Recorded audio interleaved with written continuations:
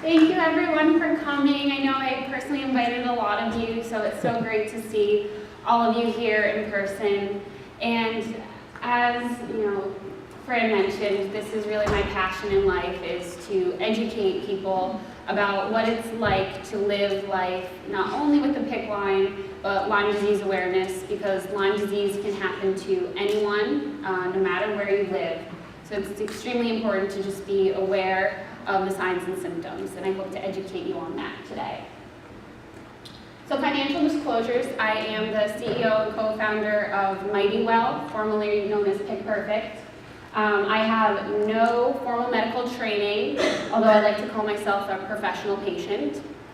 And I'm a recent graduate of Babson College, class of 2016, with a concentration in technology, entrepreneurship, and design. So my overviews and objectives today, I'm going to tell you my story, and this whole presentation is going to be story-driven. I'd like to also back up a little bit and tell you about my teenage years, going through that during the beginning of college. And I want you all to recognize the signs and symptoms, as well as how vascular access can help Lyme disease patients. Because I want you all to remember that not all disabilities look like someone in a wheelchair. So many times people come up to me and say, "You look great, you look beautiful, there's nothing wrong with you." And then I need to back them up and tell them my story. So I'm going to start by telling you my story. I was undiagnosed for 7 years with chronic neurological Lyme disease and co-infections. And as of last week, we found out I also have a co-infection virus. So this was me a few months ago in the hospital, and my whole life, starting in the 7th grade, I've been sick. And it was one thing after another. We didn't know why. I never had a bullseye rash. I had a fever, and I was misdiagnosed with mono. Then they told my mom it could be leukemia because of how my blood work came back. Then throughout high school, they sent me to physical therapy for 2 years. Then they thought there was a problem with my thyroid because I was always tired.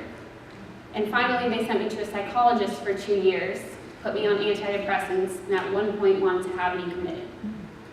So you can kind of see what I've been through, with that picture. I have many more just like it, and that's the most recent of them. So being a patient with a PICC Lyme, it's very difficult for us, because especially those cases that are home care, we need to go home and live life. And to us, that means we have to readjust our life. I have another PICC Lyme right now. I got it inserted again 2 weeks ago, and I'll have it for 9 months to a year. I'm back on treatment.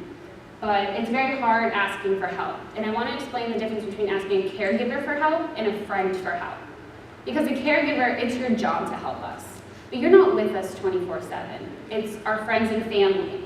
And sometimes our friends and family are just sick of hearing us complain. They're like, "Really? Can't you just do it yourself?" My 10-year-old brother calls me lazy because sometimes I don't want to get out of bed to go get a snack. So asking a friend for help can be a lot more difficult for us. In terms of dressing and changing, I'm talking about physically putting on your clothes in the morning. Especially the first 2 weeks after I got my PICC back inserted, I couldn't really get dressed by myself, having to ask family and friends for help. And the first time I had my PICC Lyme, I was in college, and I went back. My doctor said, "You need to take a semester off," and I said, "No, I'm going to take a reduced course load and stay in school." So that means living in a dorm room, I had to ask my friends like Maria here today to help me take a shower. And that is often pretty embarrassing. So, we're friends, but having someone take you in a dorm room shower, that is very different. And then feeling mentally and physically weak.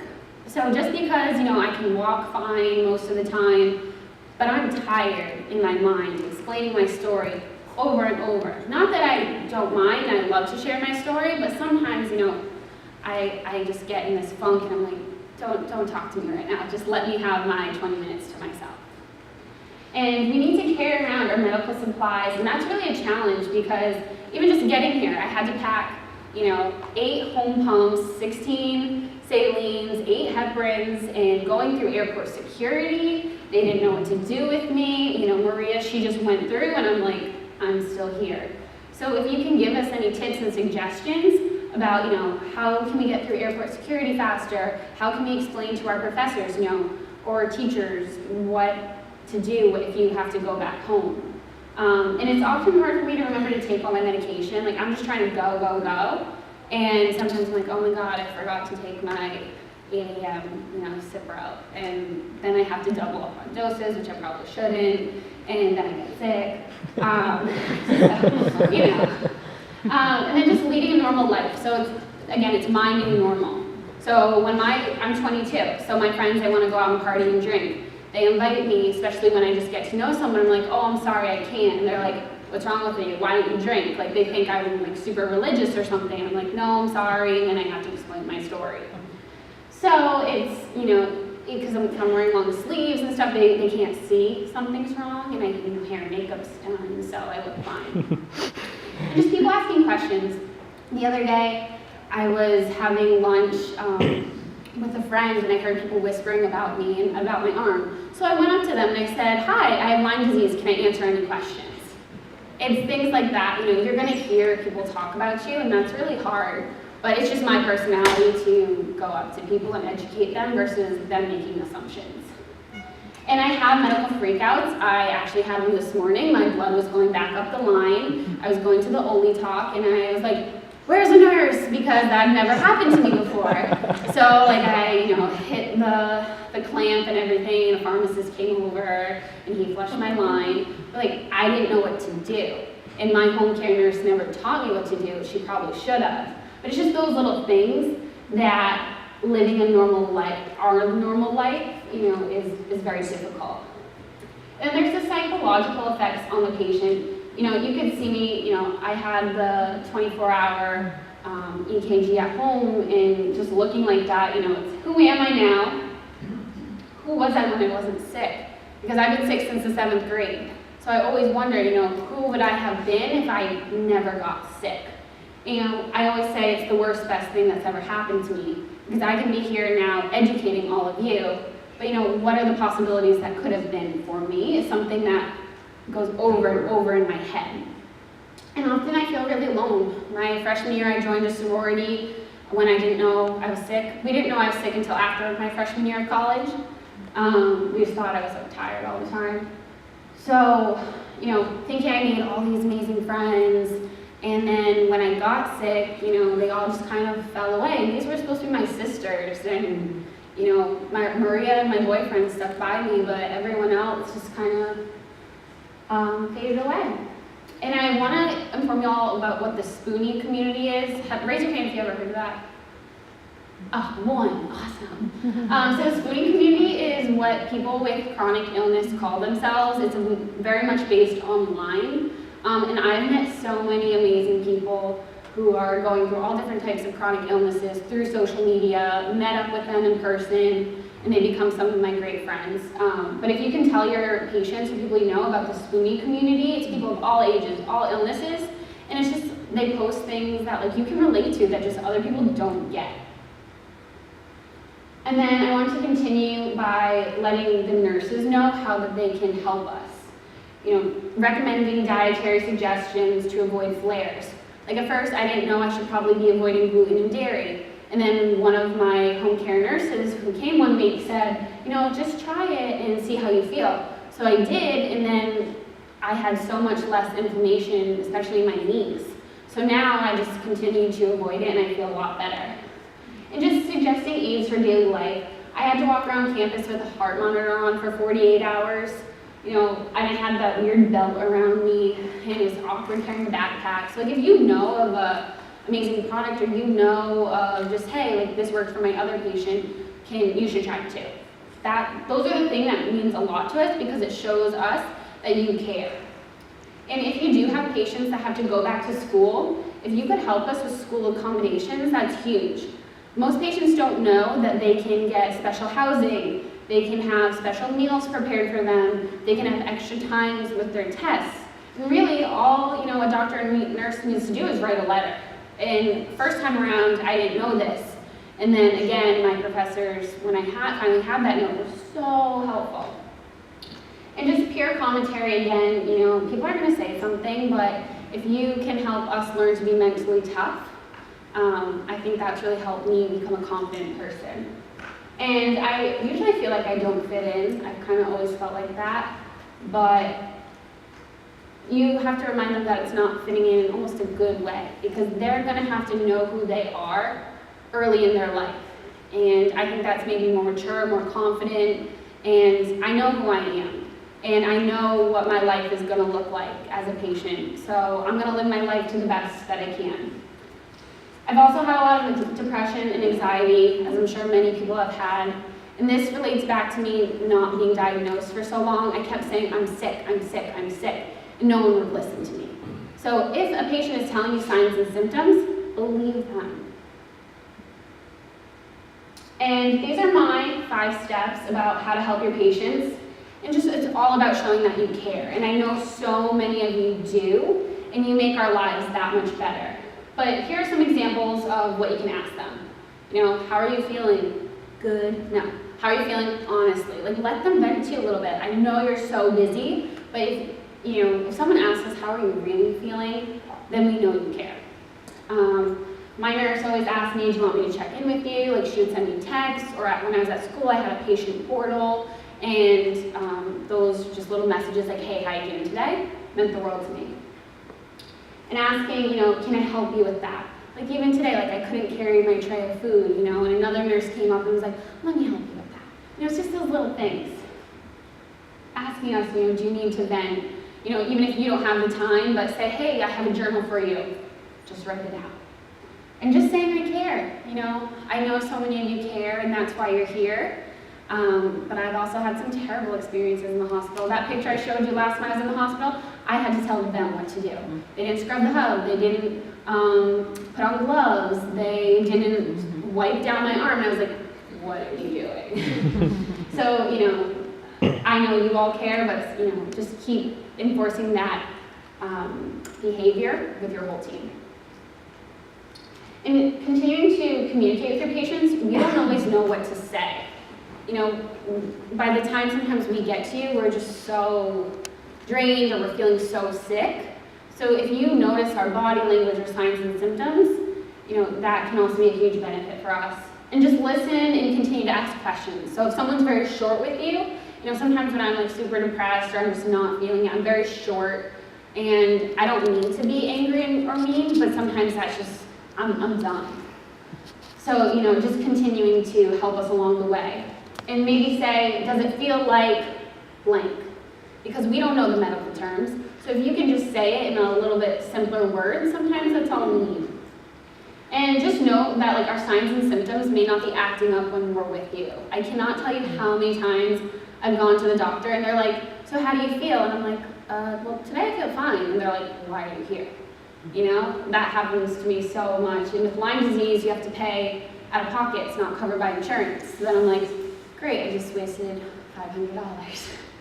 That's how I feel sometimes. And just continuing to believe your patients, because part of my story is for 7 years, people didn't believe me. And that's how I'm here today. Now I'd like to go into a little bit more about Lyme disease awareness, because as I mentioned, this can happen to anyone. I'd like you all to say it with me. Lyme. Lyme. It's not limes. There's no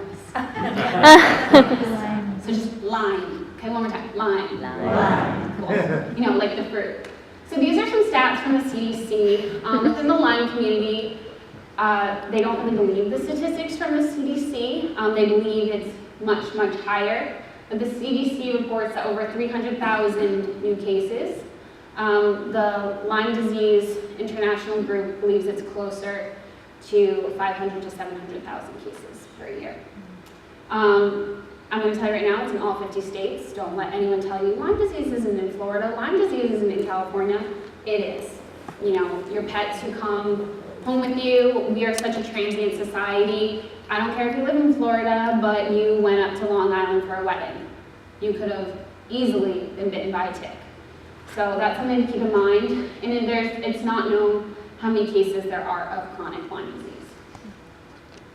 Some more CDC estimations, which I personally believe are much higher, but I'm going to share with you anyway. Per hour, 34 cases, at least. That's crazy. So when I say I have Lyme disease, I don't just have Lyme disease. I have Lyme disease with co-infections, and as I mentioned, we just found out co-virus. So I personally have Lyme disease, Babesia, Bartonella, now this virus I can't even pronounce. And these are some other co-infections that are very common. And what I always explain to people is, you and I we both went for a hike and we were bit by 2 different ticks. We could be exhibiting extremely different signs and symptoms. And this is because Lyme comes with other co-infections. So I could have, Lyme with Babesia, but you could have Lyme, Babesia, Bartonella, and Anaplasma. So that's why the signs and symptoms are not always the same, and that's why it's extremely difficult to be diagnosed. So it's a multi-systemic infectious disease, and it travels with the other parasites and viruses. And most people don't know this, but it's actually a cousin of syphilis, which is, I found very surprising. And this is from the International Lyme Disease and Associated Disease Society, and they're the real governing group.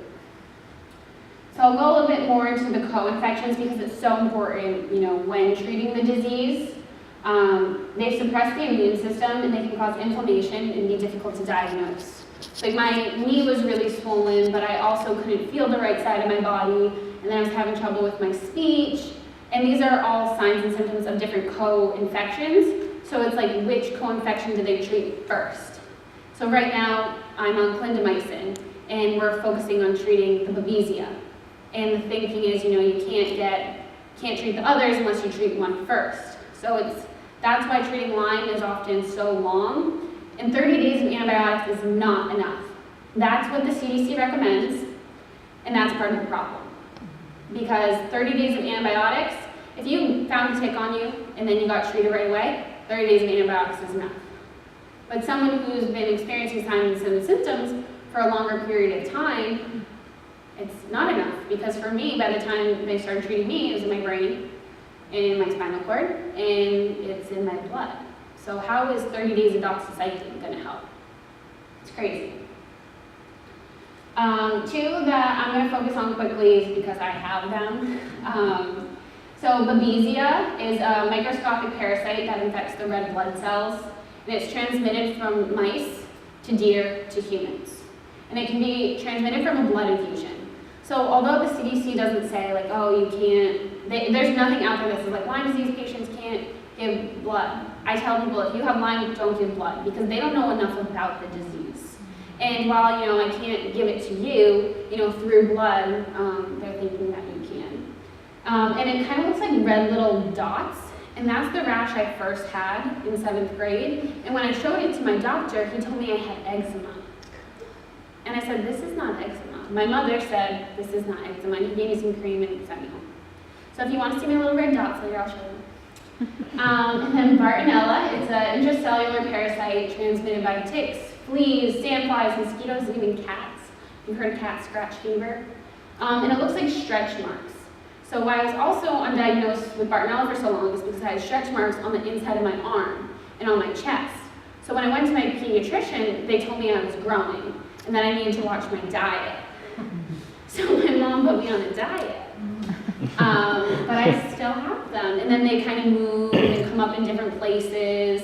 So that's something to look out for if you kind of see them on patients. Oh, you saw a tick, you had a bullseye rash, you get treated right away. Great. But that's not the case for everyone, especially someone who's been experiencing signs and symptoms, for a few months, 6 months, a year. And that's why you need to send them to a Lyme literate medical doctor, LLMD. There's very few within the country, very few accept insurance. I can tell you my family pays about $2,000 a month out of pocket, and that includes traveling to my doctor. Right now, my doctor is in Washington, D.C., and I live in Rhode Island. So you gotta get a hotel, you have to fly. My mother has to take a day out of work. So you can kind of imagine how the costs add up. And then chronic, in my case, it's not covered by insurance, so those 6 months, no, for the 9 months that they quoted me, for the doctor in DC, it was $50,000. My mom goes, that's another year of college. you're done with college. I'm not paying for that. So right now I'm being treated by a doctor in Rhode Island, and that's $10,000. So, it's a little bit better, but we'll have to see. And a lot of patients, even after they're done being treated, they still have lifelong suffering. They still, have swollen joints at times. They can still get very fatigued. So even if you're done with treatment, it doesn't necessarily mean you're better. It's just at what point in your life are you going to stop taking the antibiotics and you're going to stop, trying. Because I've met people who have gone undiagnosed for 30 years. The most blood I've ever had taken at one time, by the way, was 18 vials. So it was a lot, all at once. Here's some of the most common signs and symptoms that are reported. And I have personally had every single one of them at different points over the past, now it's been 10 years. Fatigue, sleep impairment, muscle pain, joint pain, depression, memory loss, cognitive impairment, nerve pain, headaches, and heart-related. Heart-related, it feels like an arrhythmia, and then then I saw a cardiologist. Nothing's wrong with your heart. So, just those kind of things. And for me, my biggest problems are the fatigue and the memory loss and cognitive impairment. Quite often, happened to me last week, I was driving to the grocery store, and then I get in my car to go to the grocery store every week. I didn't know how to get home. So it's very, very scary at times. Hi. Hi. Yeah. Could you give us about another 10 minutes? Yeah, this is the first doctor. You need to clean up here? In about 10 minutes. Okay. Thanks. You handled that very well. I'll finish up because I see the yellow. But the main problems with people getting diagnosed with Lyme, fewer than 50% of people recall a rash, the bullseye rash, which I never had myself. 3 to 26% of patients never see the tick that bites them. I never saw the tick that bit me. They can be as tiny as a period at the end of a sentence. And there's currently no accurate test available to prove that the organism is eradicated or a patient is cured. So, Lyme literate nurse practitioners and doctors say, if you are on treatment, we'll do 3 months. If you have no signs and symptoms, then we can be done. But, every doctor is kind of different. I've seen 5 different Lyme literate doctors, and they all say something just a little bit different. And 1 in 5 patients may become chronic. And this is because of persistent forms of Borrelia, which is the scientific name for the Lyme disease spirochete. And honestly, it's just people are not being treated accurately and for long enough. This is me when I had to go on oxygen for a little while. So I was 18 in that photo. And thank you so much for coming to listen to my story, listen about Lyme disease awareness. This is how you can contact me, or I can give you a card later, but it's really my passion in life to educate people about what it's like to be a young person living with vascular access, a PICC line in my case. This is my second PICC, as I've mentioned, and I'll have it for 9 months to a year. And then Lyme disease awareness, because as I mentioned, it can happen to everyone.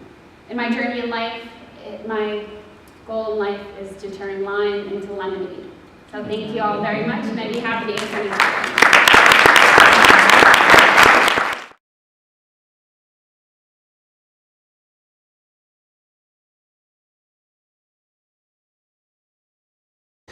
Sure. I'll answer that the best way I can. I was actually diagnosed with a vaccine.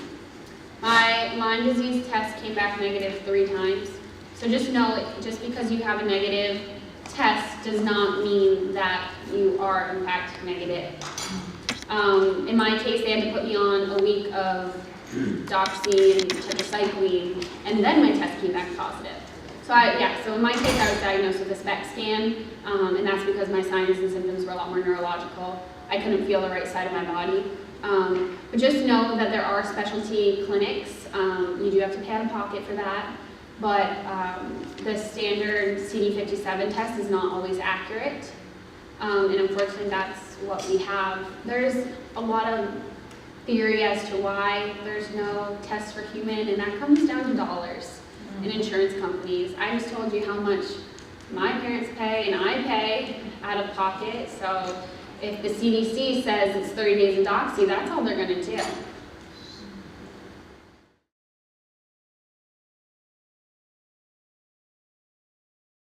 You should see a psychiatrist, because they say Lyme is the great imitator, and Lyme, the CDC says 30 days of doxycycline. So if that's what they're learning in med school or through their training, that's what they know. So until more people are Lyme literate, and that's through, probably just meeting people who are going through it themselves, we have to be our own advocates, our own, no one listened to me for so long. So, unfortunately, I think that's the answer.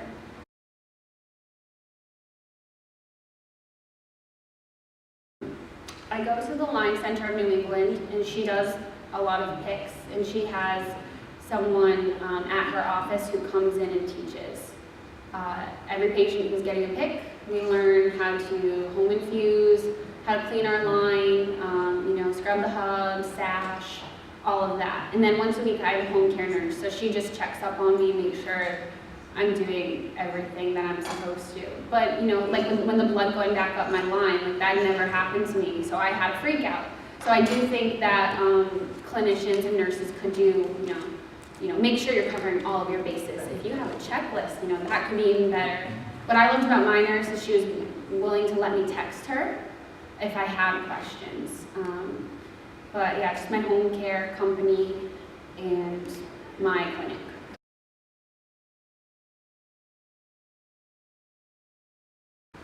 I think that we're just trying to live a normal life. So like, if I can't carry my grocery bag, like for a while I didn't know like what the weight limit was. If you say like, hey, it's a gallon of milk, I can visualize a gallon of milk. But if you tell me, oh, it's 4 kilograms or whatever, I don't know what that is.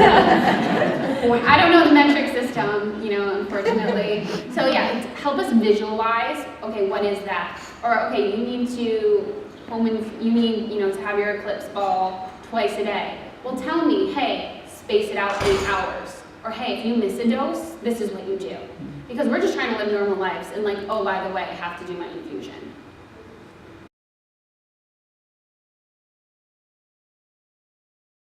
Trying to get yes, that, bring the that to the International Lyme and Associated Diseases, they do amazing work.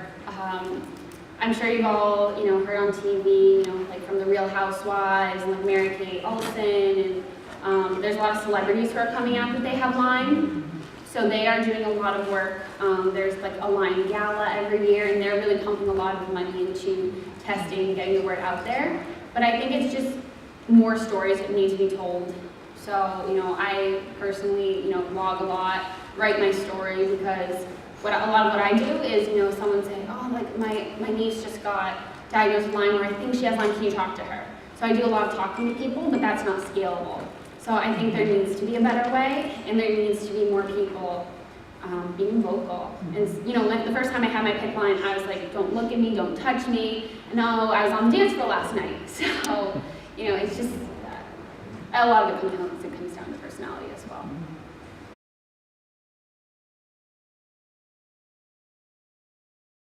I'm impacting a lot of people. I have this one woman, I was on ABC News a few months back, and she saw me, and every few weeks she sends me an email saying, we finally got diagnosed, she's getting her PICC place, who do you use, for this? So I hope that's helping. I also am very active on social media, so I'll literally like take a video or a photo of me doing my infusion and say like, hey, this is what it looks like. But in terms of, I think, all of the healthcare professionals, really just have your radar up. If you hear that they're fatigued and that there's tingling and they have chronic pain and maybe their knee is swollen, those are some of the things to start to think about. And really, they need to see a Lyme literate doctor.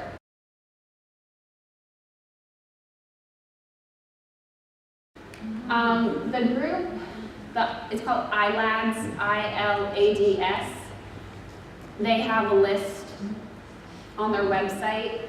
I point people to the people I've personally seen, but I know there is a whole network, And I tell my friends who are in nursing school, you need to go be a Lyme literate NP because I pay $500 for 30 minutes. So, and maybe you're thinking about switching careers.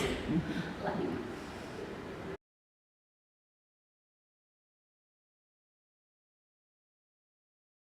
So the first time I had my PICC, I did oral antibiotics for 6 to 8 months, and I was throwing up every day before school, even though I was taking plenty of probiotics. So I just kept throwing up. I lost 20 pounds in 2 months.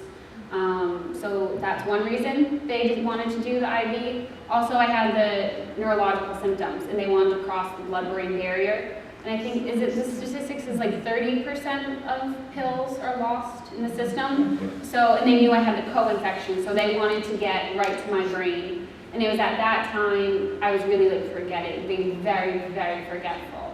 So that's why. And then the second time, so the first time I had my PICC, I had it pulled. I was supposed to have it for a year, and then I had this amazing opportunity to work for a startup in Israel, and like everything would be paid for. So I was like, can you take this out of me? And my nurse was like, really, Emily?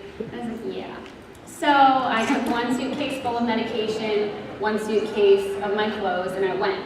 And then I was feeling amazing for 6 months. I went hiking, I was going to work for like a full day, wasn't having any flare-ups.